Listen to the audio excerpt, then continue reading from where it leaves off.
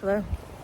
I'm about to photograph the Lionesses, Lancaster Lionesses rugby game. It's raining a little bit. It's not as cold as I'm dressed up for it to be, but it is raining, and it will probably rain a lot more. Unless I'm going to be stood still taking photographs for a while. So, wrapped up. My new hat on. Got that for my birthday. So, yeah, I'm just going to take some photographs. I'll show you them at the end. Maybe show you a bit in between as well. And I thought I'd just sort of talk you through sports photography a little bit, especially rugby. I love photographing rugby and cycling, two of my favourites, football as well. I just like photographing sport, but rugby I really like photographing. I like photographing this team because they're a really good team as well. So, right, I'm going to go, wish me luck. The rain's starting to get a little bit heavier, but right, see you in a minute.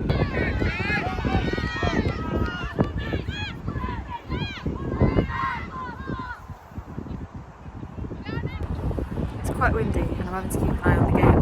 Hopefully you can hear me alright. But no one's scored yet. We're about 25 minutes in, no tries as of yet. It's pretty even. Like, we've just been in the middle of the pitch for 20 minutes.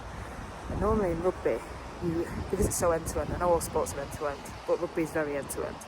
So you sort of want to stand at the trial, like where your team are going to score. But because it's so evenly matched and we're so stuck in the middle, I've been in the middle of the pitch a lot. Not the middle of the pitch, at the sideline, but in the middle. And hopefully the pitches, I think I'm getting some good pitches. But yeah, just ideally you want the goal shots of them running at you, but not yet getting those. So hopefully Lancaster will break soon and run towards me and we'll get some great pictures. But at the moment they're pretty in the middle. Anyway, do that soon. So about 10 seconds after I filmed that last bit, Lancaster broke and scored, which is great. So I've got a picture of that. We're just down the other end at the moment. I think this is Windermere playing, we'll confirm that in a bit. But yeah, they're Windermere are up there end at the moment. I do normally just stay at this sort of at Lancaster's scoring end, but I'll wander up there in a little minute to get some pictures of that and get some defensive pictures. So it's half time, you can see the teams there behind me. Lancaster 7-0 up, I think, yeah, 7-0 up. So that it's 40 minutes to half in rugby, for those that don't know. So the swapping ends, they'll have about 10-15 minutes half time, and swap ends, and then Lancaster will have a tailwind in this half, so maybe that'll help them. I don't know, we'll see. But some good photos there. Kind of hope it rains a bit more, so we can get some. The rugby photos look really good in the rain, I think. So I do hope it rains a little bit more. So far, it's been quite dry. It's just windy and a bit cold. But the girls are, both teams, working really, really hard. So yes, makes some good pictures. The better the team are, the better the pictures usually. Anyway, we'll see. They had a break for literally 5 minutes and then they're back out again, so not even 10 minutes. So Lancaster just scored another try in conversion, so it's 14-0 to Lancaster. And the shot came right through the try came right through the sticks, right underneath the sticks, and I was sat right in the middle. So I've got the whole lead up to the try, and then just as she planted it in the ground, my camera lost focus and wouldn't take the picture. So I've got the moment just before she puts the ball on the ground, but not the moment that she puts the ball on the ground. It's Workington, not Windermere. Anyway, they just scored. Workington have just scored, so they haven't converted yet. That's just going on down at the other end. But I'm still down at the Lancaster try end. Did they convert that? Yes, I think they converted that. So it's 7-14. Just thought while they're down at that end I'd talk you through my camera a little bit. Okay, so they restarted and Lancaster scored again pretty soon after that. So that's good. But it was all pretty quick. Okay, so my camera is a Canon EOS 90D. I really like it. It's not mirrorless, it's EOS.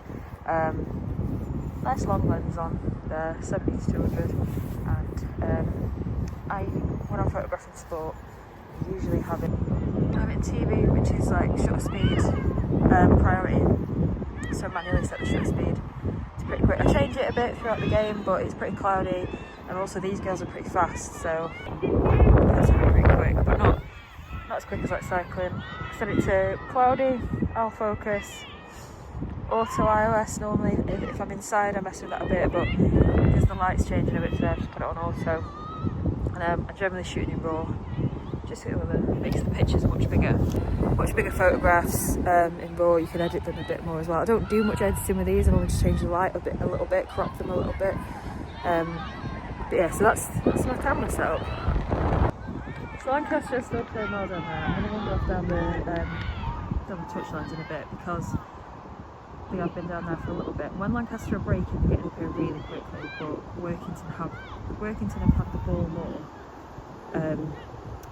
But when Lancaster are getting the ball, they're breaking quite quickly. I think, so Lancaster have been promoted 2 years running, and this is their second game in this league, and I think they're playing really well, but for the last 2 years they've absolutely dominated every match they've played. This is the first year I've seen them sort of have to not make an effort, but like, it's definitely been more of a challenge for them this game, and that's good. It's excellent to see them. They're playing really well, but I'd say the size of the other team, they're definitely bigger and like probably a stronger team than they've been used to playing for the last few years. So they're having to work harder, which is great for them. They're doing really well, but I think they might maybe be getting a little bit tired. Maybe they're going to be fine for the game. I might be wrong. So I'm going to go down there because I don't know.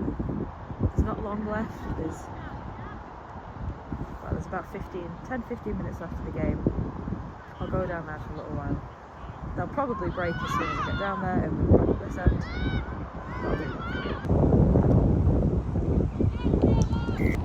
So since then, Lancaster have broken twice, and I went down there and then they scored twice, and I was halfway down the pitch. Anyway, back up at this end now. They're fast. Lancaster are fast. They've got some really fast girls at the back. So as soon as they're off, they're off. So I'm just going to stay in it.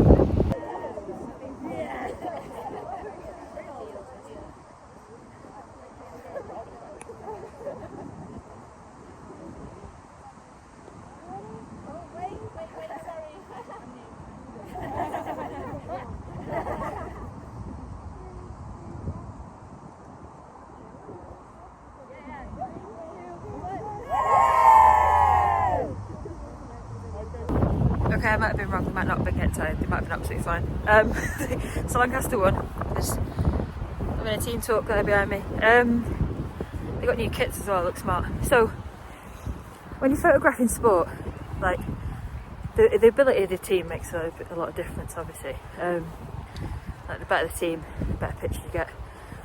And also like the age groups, so you know, it depends on the age groups that you're photographing, but anyway, what also helps is if you've worked with a team for a long time. So I photographed a couple of teams, and I photographed them for a couple of years, and you get to know not just the team but the players as well, and what the players are what they're likely to do, how they're likely to move, etc.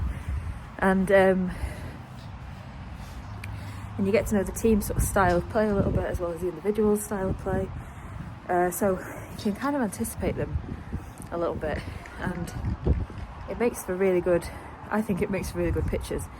So if you're part of a team and you want a photographer, obviously if I'm fairly local, I can do it for you, but if not, then get a photographer and get a frequent one that you can work with. So they're the best pictures, I think. So like I said, I've worked with these ladies, this team, for a couple of years now, and they do get new players coming in and out, and you learn how they play pretty quickly. A couple of other teams that I work with as well, and you get used to them and they get used to you, which makes for nicer pictures. I've got back in the car because I was getting freezing. Yeah, and some of the ladies that play for Lancaster Lionesses as well, I've known them since, or I've photographed them since they were playing for the university team years ago. So I used to photograph some of the university teams. I don't anymore, but just because of different jobs, not because they don't like me, but I think. Anyway, so yeah, I photographed a lot of them for a long time, so it's great to see the team's progression as well as, and the individuals as well. Like I say, one or two of them I know quite well, but a lot of them I just know through watching them play rugby a couple of times a year, and you get to know them really well. You get to know their style really well. You get to see them progress, and that's really nice. It's really nice to be able to see that with a team. And some of the netball teams I work with as well, netball players are generally a bit younger. I find like that's quite a young team actually, the Lancaster Lionesses one. A couple of older players, but the netball teams are generally younger. See them come in quite young and then sort of grow up a bit not grow up a bit, you know what I mean, in the teams, and that's quite nice. So, obviously I love photographing cycling, and you do see a lot of the same cyclists. You do get to know some of the cyclists as well. Like, I do cycling myself, so I talk to cyclists.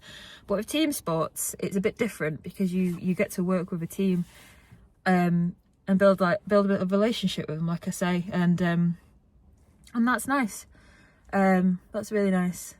It's starting to rain a bit more now. The rainy rugby photographs are always really good, but oh well. I'm sure I won't be too mad about it later, and I'm sure next time it is a rainy rugby match, I'll be over it by about 50 minutes. So what happens now? I go home, edit the pictures. Like I say, it's not major. I'm not changing the way that people look in it or anything. It is just sorting out the light, cropping them a bit. There might be one or two that are a little bit out of focus because I have it on auto focus, and the girls move so fast half the time. And sometimes you get people popping in front of you, so the focus changes a bit and things like that. So sometimes you can fix that a little bit. So it's mostly it's picking out the pictures. I'll have taken about 400, 500 pictures there, and they'll probably get 70-ish out of them, maybe more. So yeah, and it's just sort of picking out the best ones. And I like to pick out the pictures so you can really see what's happening, where it's really like showing the action in the game and stuff like that, and the emotion in it as well. So. But I'm a bit cold, so I'm going to go home and get a hot Vimto.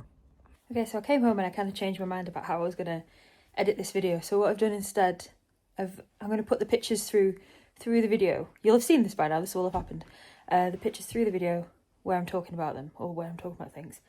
In the end, I had 630 something pictures to go through, and I got out 100 and something good ones that I've sent on to the team, which is nice.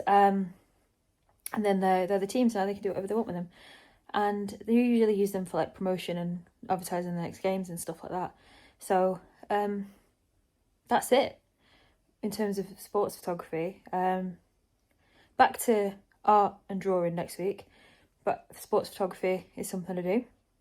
I thought it'd be worth talking about and showing you the sort of chaos. Well, that was a pretty calm one actually, but it can be pretty chaotic. But the behind the scenes of a bit of sports photography. And like I say, next week, back to drawing. It was my birthday at the weekend, so I got a few new little arty bits as well that I'm going to show you them next week. But for now, here's a couple more pictures, and have a nice week. See you soon.